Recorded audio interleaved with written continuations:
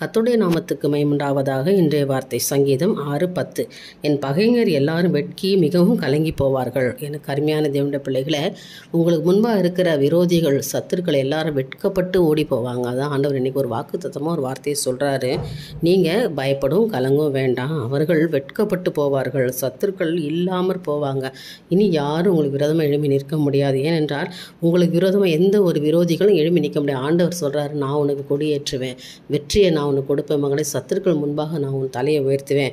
நீங்கள் சொல்லணும் இந்த வார்த்தையை, என் பகைஞர் எல்லாரும் வெட்கி மிகவும் கலங்கி போவார்கள். மிகவும் கலங்குவாங்க, ரொம்ப துக்கப்படுவாங்க. ஏன்னா இன்றைக்கி தேவன் உங்களோடு இருக்கிறதை கண்டு அவர்கள் துக்கப்படுவார்கள். ஐயோ, அவர்களுக்கு ஜெயம் கொடுக்கிற தேவன் அவர்களோடு இருக்கிறார் என்று சொல்லி உங்களை கண்டு பயப்படுவார்கள். அதனால் நீங்கள் பயப்படவும் கலங்கவும் வேண்டாம், சத்துருக்களெல்லாம் கீழ்ப்படுத்துவார். உங்களுக்கு விரோதமாக யாரும் எழுப்பி நிற்பதில்லை. இந்த வசனத்தின்படி விசுவாசித்து ஜெபம் பண்ணுங்கள்.